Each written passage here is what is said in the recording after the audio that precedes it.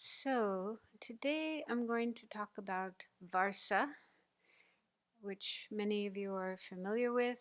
Some are new to it, but it's always good to hear about it again because it's coming up in a couple of days. So, Varsa is a yearly event, and it's a monastic tradition that goes back to the time of the Buddha. So, the term Varsa is Sanskrit and it means rain or rainy season. So at the time of the Buddha, his monastic followers, his monks and nuns, would normally wander around rather than always staying in one place. That was partly to help them overcome attachment, because you can get attached to a place and the people there and so on. But it also provided opportunities for more people to come to know about the Buddha and his teachings and practices, kind of spreading Buddhism in different parts of India.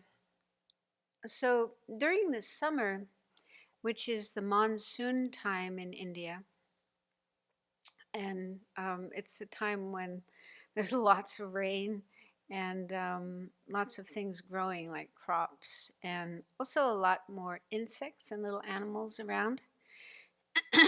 So when the Buddhist monastics were wandering during that time, the lay people would criticize them because they saw them trampling on little plants and sometimes on little animals. Also, the heavy rains would cause floods, which would sometimes wash away the monastics' belongings, their robes, and so on. So the Buddha came to know about this criticism that lay people were expressing, and he gave permission for the monastics to stay in one place during the 3 months of summer, monsoon time.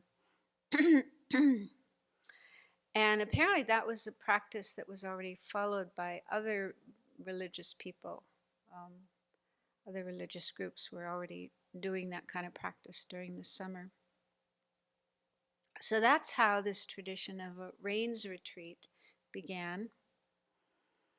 In Tibetan, the term is yarne, which yar is the word for summer, and ne means like staying. So it's like summer abiding. They didn't have monsoon in Tibet, I think. Very dry. Um, so Buddhist monastics, monks and nuns, have three main obligations in addition to keeping our precepts.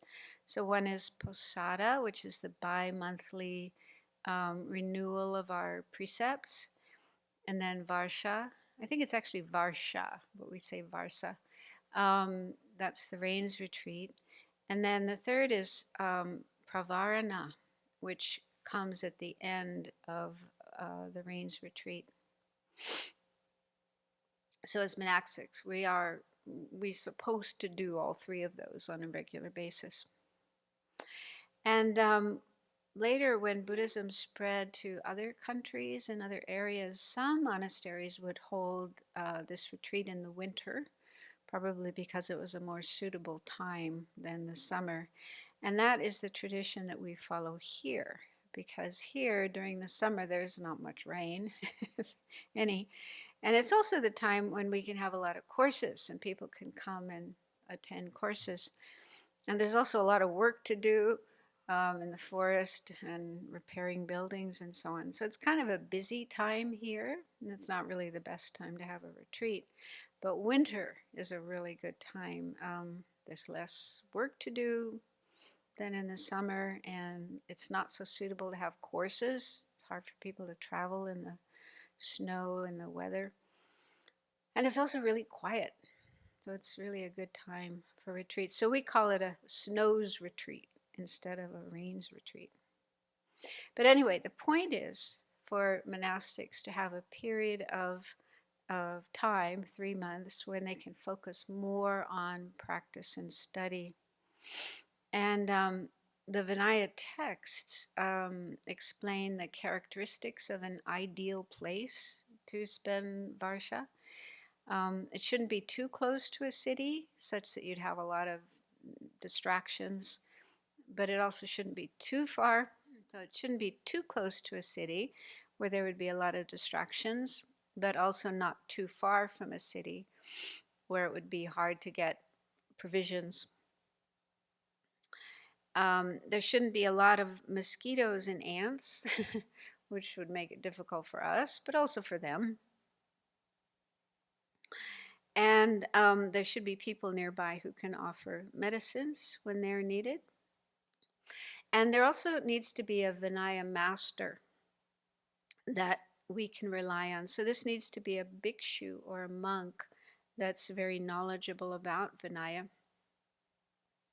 So at the Abbey, we have the first few characteristics, but for the last one, there's a very kind Vinaya master in Taiwan, Venerable Master Huiming, who kindly serves as our Vinaya master. We connect by Zoom. So there's a little ritual we do with him at the beginning of Varsa and at the end of Varsa. And so he's very kind to provide that necessity. And another thing we need to do is to establish a territory, define the actual location where we are staying. And it's okay for us to go outside of this territory during Varsa, like during the day, you can go out and see a doctor. And it's also possible to go out for a few days at a time, or even a week or more, if you have a good reason, like if you need medical treatment, or if there's a family member who is ill, or if you need to do some important Dharma activity. But you have to request permission to leave. There's a little ceremony for that. And you have to promise to be back in a specified time. So in my own experience, the first few years that I was ordained, I lived at Kopan Monastery, and we had this little group of very new recruits, Western monks and nuns that were guided by Lama Yeshe. And I don't remember hearing anything about a rains retreat, maybe because of a lack of material in English. But Lama Yeshe would have us do retreat every summer. We would have like 3 months off, and some people would go up into the mountains, other people would go off to India, to Dharamsala. Some of us would stay at Kopan and do retreat there. So later, when I did hear about Rains Retreat, I thought, oh, that's what Lama Yeshe was doing. And it was only some years later, probably I think in Dharamsala, that I heard about Rains Retreat, because they were organizing it for all the monastics there, and I was able to join that. And I did it a few other times in some Western Dharma centers. And I really enjoyed having the chance to do something that was such an important aspect of monastic life, and went all the way back to the Buddha, started with the Buddha. And so I'm really happy that here in the Abbey we do it every year. And I found an article on the Abbey website from 2017 that explained that here we only started doing it in 2014, so 10 years. So I guess before that there weren't the right conditions to be able to do it. One of those is having the materials available in English. And so it's thanks to the kindness of a number of Taiwanese bhikshunis, and also Venerable Damcha and Venerable Chudron, who instigated the project and edited the final versions. So now we have these nice booklets with the whole ceremony in English, and it includes some really beautiful verses and chants. So the ceremony actually goes over 2 days. And the first day has to be on the full moon day, which will be this coming Sunday.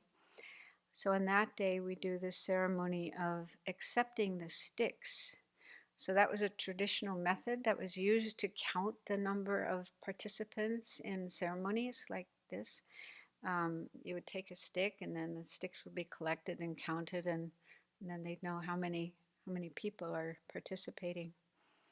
And before we accept the sticks in the ceremony, we wash our hands. We just sprinkle some saffron water on our hands and recite a verse that says, "Water with 8 good qualities purifies all filth. Washing my palms removes dirt, and my mind is unpolluted. Upholding pure precepts without faults or offenses, may this situation come about for all sentient beings." Um, and then there's a verse for accepting the sticks, which also talks about purification and wishing all sentient beings to also become free of faults and offenses. And so it reminds us of our bodhicitta motivation and the importance of pure ethical conduct as much as possible. So that's in the first ceremony, which is like a preparation, and that will be on Sunday. And then the main part of the ceremony is on Monday, the day after full moon. That's when we actually promise to observe Varsa. And during that ceremony, each monastic will go one by one before the abbess and recite a verse to promise to keep the Varsha. And again, that ceremony is full of reminders of bodhicitta, our motivation to benefit all beings, and keep our ethical conduct as purely as we can. So during this 3-month period, in addition to spending the time studying and meditating, but also listening to teachings, there will be teachings and opportunities to discuss them. Another thing is that the monastics are supposed to refrain from criticizing each other or giving feedback to each other. So sometimes we do that just to help each other recognize mistakes that we're making and improve our ethical conduct. But we're not supposed to do that during this 3-month period. So it's to keep harmony and peace in the community and avoid conflicts and arguments.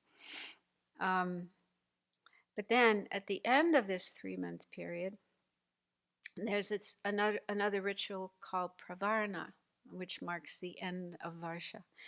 And the word pravarna means inviting feedback.